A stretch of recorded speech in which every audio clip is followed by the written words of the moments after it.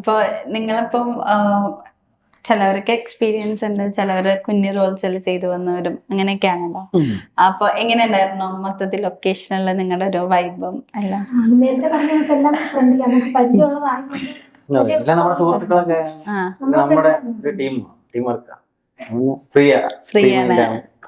നമ്മളുടെ ഈ ഇതിന്റെ ഫുൾ കഥ പറഞ്ഞായിരുന്നു, അതായത് നമ്മളെ ലൊക്കേഷൻ എങ്ങനെയാണ് ഫിലിം ഉണ്ടായെന്നൊക്കെ ഉള്ളത് പറഞ്ഞായിരുന്നു. ഇല്ല, കുറച്ചേ പറഞ്ഞുള്ളൂ. ക്യാമറയൊക്കെ വാങ്ങിയതും ഇല്ല, അങ്ങനത്തെ കാര്യങ്ങളൊന്നും പറഞ്ഞില്ലായിരുന്നു. നമ്മള് ക്യാമറയൊക്കെ പർച്ചേസ് ചെയ്യുമായിരുന്നു. നമ്മള് വലിയ റെന്റ് ആയിരുന്നു അല്ലാതെ നോക്കിയപ്പോഴത്തേക്കിന്. അപ്പൊ പിന്നെ നമ്മൾ വാങ്ങിയിട്ട് പിന്നെ നമ്മള് കൊടുത്താലും ആ പൈസ മുതലാവുന്നൊക്കെ വെച്ചിട്ട് പിന്നെ ഇതിന്റെ എക്യുപ്മെന്റ്സ് എല്ലാം മാക്സിമം നമ്മൾ ഒരുപാട് ചെയ്തെടുക്കുക, തനിയെ ചെയ്തെടുത്തത്. അത് ലൈറ്റ് ആയാലും കാര്യങ്ങളായാലും. പക്ഷെ പ്രൊഫഷണലിനെ വെല്ലുന്ന രീതിയിലാണ് ചെയ്തത്. കാരണം ഇപ്പം നമുക്ക് ഇതെല്ലാം അവൈലബിൾ ആണ് മാർക്കറ്റിൽ, ഈ LED ടൈപ്പ് സാധനങ്ങളും എല്ലാം. അപ്പൊ അതൊക്കെ വെച്ച് നമ്മൾ ചെയ്തെടുത്തിട്ട് അങ്ങനെ ചെയ്തതാണ് ഈ മൂവി എന്ന് പറയുന്നത്.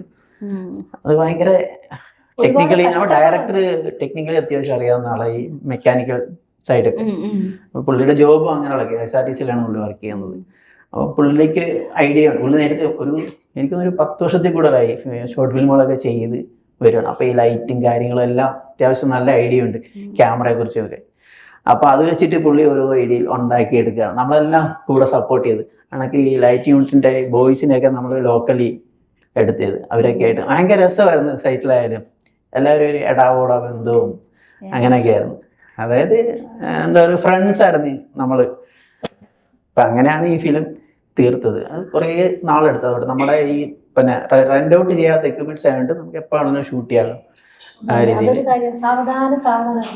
എല്ലാം ഫിനിഷ് ചെയ്ത് പക്കയായിട്ട് കുറച്ച് ടൈം എടുത്ത് നല്ല രീതിയിലാണ് ചെയ്തിരിക്കുന്നത്. ധൃതിയൊന്നുമില്ലായിരുന്നു, പയ്യെ ചെയ്താൽ മതി. നല്ല ഫിനിഷിംഗ് ആയിട്ടാണ് ചെയ്തിട്ടുണ്ട്. ഇപ്പൊ ഈ കരിമ്പടം മൂവി നമ്മളിപ്പോ ഏതൊരു മൂവി എടുത്താലും സൊസൈറ്റിയിൽ എന്തെങ്കിലും ഒരു ഡിഫറൻസ് അല്ലെങ്കിൽ ഒരു ഇൻഫ്ലുവൻസോ അല്ലെങ്കിൽ എന്തെങ്കിലും ഒരു മെസ്സേജോ അങ്ങനെ എന്തെങ്കിലുമൊക്കെ കൊടുക്കാറുണ്ട്?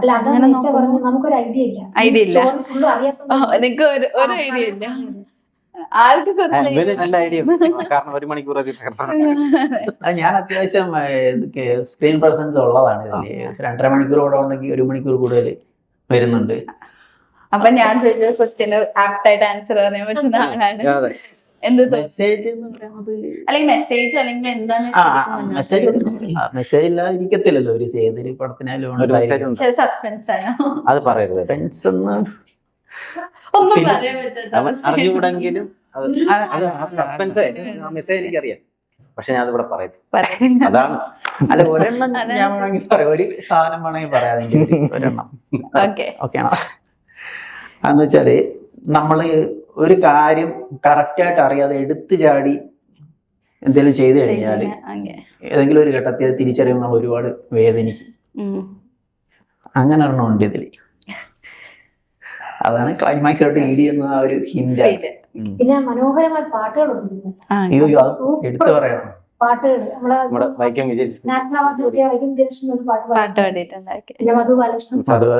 നജീം ഇർഷാദ്, പിന്നെ പുതിയൊരു സിംഗർ വഴിയുണ്ട്.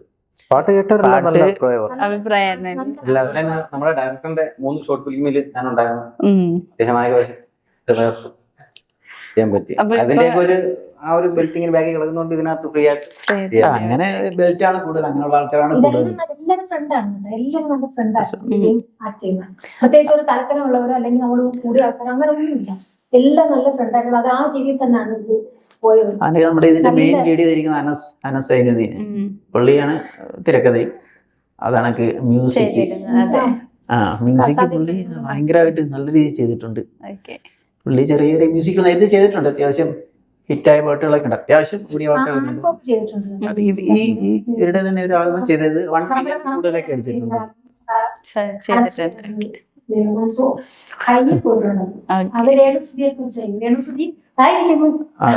നായകനാണ്. അതൊരെണ്ണത്തെ പുള്ളിയായിരുന്നു മ്യൂസിക്.